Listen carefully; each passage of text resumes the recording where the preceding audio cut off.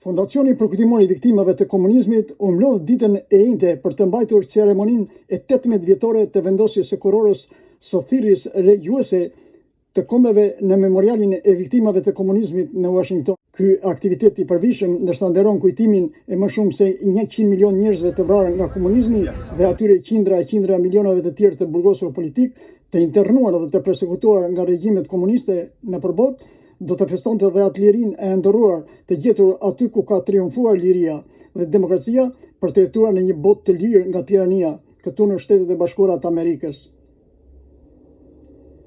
Fondacioni përkujtimor i viktimave të komunizmit, kësaj radhe tha se ishte i nderuar që profesor Cheng Chang-Cheng, që ka humbur edhe shikimin nga torturat, një aktivist kinez i të drejtave të njerëzit, avokat, ish i burgosur i ndërgjegjës, fitues i medaljes së lirisë Truman Reagan për vitin 2015, të jetë kryefolësi i këtij aktiviteti.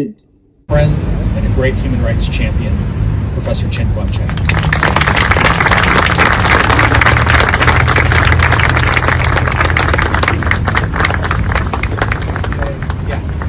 Good morning, everyone. Thank you for the rich introduction. I'm Cheng Chang. I come from the communist country, mainland China. I was persecuted as the Communist Party goes. It brings famine, war, and slaughter without exception across the globe. Nina Gjosi, ajo që vendosi një kuror për viktimat e lirisë së fjalës gjatë komunizmit në Shqipëri, duke përkujtuar me këtë rast Havzi Nelën, Wilson Bloshmin dhe Genc Leken. Aktivistja e njohur nga Virginia, Merita Bayraktari McCormack, e cila ka marrë pjesë pothuajse në të gjitha përkujtimoret e organizuar nga Fondacioni Përkujtimor i Viktimave të Komunizmit, në statusin e saj në rrjetin social Facebook kishte përgatitur një reportazh, në të cilin thotë se ceremonia, si për çdo vjet, u zhvillua në orët e para të mëngjesit. Sot, më 24 prill 2025, në Washington DC, u mbajt ceremonia e 18 vjetore për të nderuar dhe për të përkujtuar viktimat e komunizmit në të gjithë botën. Kjo ceremoni bëhet pranë memorialit përkujtimores, pra që është një monument afër Capitol Hill në Washington DC, dhe aty bëhet një ceremoni, mbahen disa fjalime dhe pastaj vendosen kurorat me lule të freskëta. Ceremoninë e hapi Dr. Eric Patterson, që është kryetari ekzekutiv i fondacionit. Pastaj u bë bekimi i ceremonisë, u përkujtuan viktimat, u përkujtua Dr. Lee Edwards në mënyrë të veçantë, foli Dr. Elizabeth Spalding, që njëkohësisht është jo vetëm presidente dhe chairman e fondacionit, por gjithashtu është edhe vajza e madhe e të ndjerit Dr. Lee Edwards. Dhe folësi kryesor ishte avokati Verber, siç quhet, avokati që ka ikur, është aratisur nga Kina, pra profesor Chen Guangcheng. Pastaj filloi ceremonia e vendosjes së kurorave. Kjo ceremoni është sipas alfabetit, domethënë bëhet sipas alfabetit, po më së pari janë trupa diplomatik, janë delegacionet e ambasadave të vendeve që kanë qenë të robëruara nga komunizmi. Sot aty ambasadat që unë vura re ishin nga Bullgaria, nga Kroacia, nga Slovenia, nga Lituania, nga Estonia, nga Moldavia, nga Ukraina, pra vendet e Evropës lindore. Gjithashtu ishin organizata të ndryshme, nga vende të ndryshme, për shembull grupime të diasporave të vende të ndryshme. Nga shqiptarët ishin disa përfaqësues, ishin 3 kurora në fakt, dhe kjo mua gjithmonë më bën përshtypje, sepse vendet e tjera zakonisht përfaqësohen me një organizat. Për shembull, ish të persekutuarit politik në Kubë, ose persona që përfaqësojnë Vietnamin, ose persona që përfaqësojnë Korenë, le ata të Koresë bashkohen bashk, e quajnë One Korea, kurse ne shqiptarët ishim të përfaqësuar nga 3 grupime të ndryshme. Natyrisht ne që jemi këtu si komunitet, vëm një kuror për martirët e komunizmit në Shqipëri, ishte një kuror nga Këshilli Shqiptaro-Amerikan, që drejtohet nga zoti Axhi Dauti, dhe ishte edhe një kuror për viktimat që kanë vuajtur në Shqipëri për shkak të lirisë së shprehjes. Dhe më vjen mirë që u takuam edhe me doktor Katrina Lantosh Suet, e cila është vajza e të ndjerit Tom Lantosh, i cili ka luftuar kaq shumë për të drejtat e njerëzit dhe ka ndihmuar kaq shumë sidomos për të drejtat e shqiptarëve. Lutja fetare dhe bekimi u mbajt nga një ministër laik që shërben në Kongresin Amerikan, thotë aktivistja nga Washingtoni, dhe u moderua nga doktor Eric Peterson, drejtor ekzekutiv i VOC-s. Elizabeth Spalding, sipas saj, foli për rëndësinë e një ngjarje të tillë dhe trashëgimimin e të ndjerit Dr. Lee Edwards, themelues i Fondacionit të Viktimave të Komunizmit, duke thënë: "Në kujtim të atij që bëri shumë veta të mlidhen për çdo vjet për të marrë pjesë në këtë ceremoni vjetore në Washington, për të ndarë dhe për të kujtuar, për të shprehur atë vendosmërinë për të vazhduar luftën kundër komunizmit dhe për të edukuar të rinjt rreth kësaj tragjedie."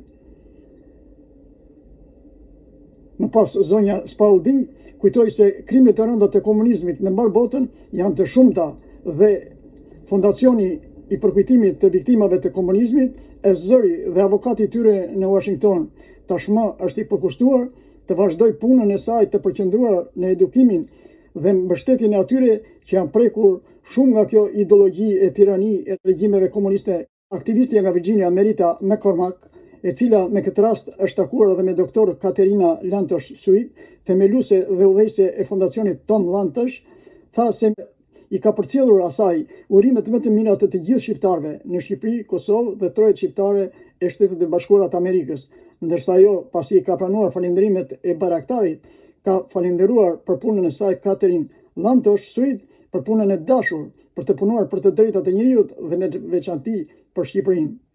Me këtë rast duhet cekur megjithse një vend të rëndësishëm për çdo vit kësaj ceremonie i japin diplomatët e vendeve ish komuniste me pjesëmarrjen e tyre, për fat keq Shqipëria, që kaloi regjimin më të errët komunist në botë prej se është larguar ambasadori i saj nga Washingtoni, nuk dënoi të marrë pjesë dhe vendos një kuror në këtë ceremoni të mbajtur asi 100 metra larg ndërtesës së ambasadës së Republikës së Shqipërisë në Washington.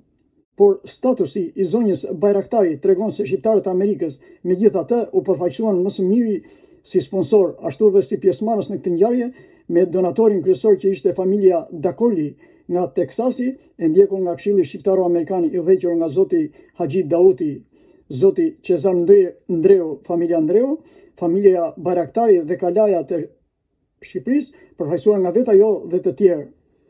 Ajo thotë se komuniteti ynë në zonën e 3 shteteve sponsorizoi ngjarjen dhe solli një kuror në kujtim të martirëve shqiptar të komunizmit.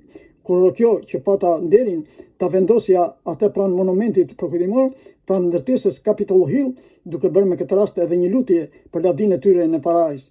Në fund, aktivistja nga Virginia, Merita Bayraktari McCormack, thotë se kurora u vendosën po ashtu edhe nga përfaqësues të ndryshëm të disa organizatave shqiptaro-amerikane, si Këshilli Shqiptaro-Amerikan, Komuniteti Shqiptar në Virginia dhe Dioqeza e Arlingtonit.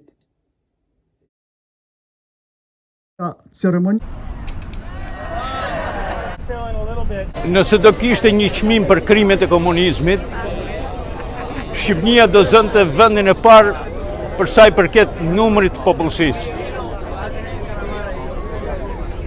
Ky që ju flet, sigurisht ka dhe të tjerë, 44 vjet i dënum qysh në djep. E kemi filluar në 45 bashkë me familjen tuj, dhe unë jam liru me 4 korrik të 89-ës, kur me 26 qershor të 89-ës ka marrë dënimin e 10, mas vrasjes Ceaușescut. Me 4 korrik të 89-ës jam liru, pra pikërisht mas 24 vjeç. Dhe fatkeqësisht, megjithëse numri viktimave është jashtëzakonisht i madh, siç thash, për shkak të numrit të vogël të popullsisë, nuk ekziston ende një memorial në Shqipëni për me kujtu viktimat e komunizmit. Sigurisht që kur vin në Washington emocionohesh, kur një vend si Shtetet e Bashkuara të Amerikës nuk kanë vujt nga komunizmi, por janë çlirimtar të këtyre shteteve prej komunizmit, kanë ngritur një memorial viktimat e komunizmit që kanë ndodhur në Shqipëri dhe në gjithë botën. Jo vetëm në Shqipëri, po ky është një ndërim që u bë gjitha viktimave të komunizmit. Erdha këtu të respektoj viktimat e komunizmit, si kryetari i Këshillit Shqiptar Amerikan, edhe jam i privilegjuar dhe i nderuar që të marr pjesë sot e të vëmë një kuror për viktimat e komunizmit, të cilët vuajtën një epokë shumë të rënde të keqe ndaj slavo-komunistët anë mban botës. Sot këtu në Washington, pranë këtij monumenti, do thoshja unë të vogël për një histori të madhe që fatkeqësisht mban edhe një dhimbje të madhe. Është një detyrim moral, kombëtar, historik, të nderojmë sot martirët antikomunistë, të nderojmë sot ata bashkëvuajtës të cilët nuk arritën dot ta prekin lirinë. Ata ikën me një ëndër, se drejtësia do të zgjidhë vend. Por fatkeqësisht, edhe pse kaluan gati 3 dekada, kriminalët dhe krimet e komunizmit nuk u dënuan. Nuk u bën ndarja ndaj së kaluarës dhe ishim ne që e mbjetuam ferin komunist, zhgënjimi. Nuk pendohet i atyre që shkaktuan problemet, atëre ne nuk do të kemi kur përparim, sepse kjo puna e komunizmit është si puna e plagës, ti kur ja heq vetëm koren, nuk e shëron, ti duhet ta nxjerrësh me rënj. Dhe shikimi i historisë së Shqipërisë dhe duke e dënuar regjimin komunist si ideologji dhe duke punuar për të vënë programe që punojnë, që funksionojnë, atëherë ne mund të themi që gjërat kanë ndryshuar. Si mund ta bëjmë Shqipërinë edhe të gjithë trojet etnike tonat ku ka shqiptar, domethënë, si mund ta bëjmë vendin ton më të mirë? Edhe me komunizëm nuk punohet. Ne duhet të fokusohemi, të paktën ne që jemi këtej, duhet të fokusohemi cila është gjëja më e mirë për Shqipërinë. Bashkimi rreth idealit kombëtar.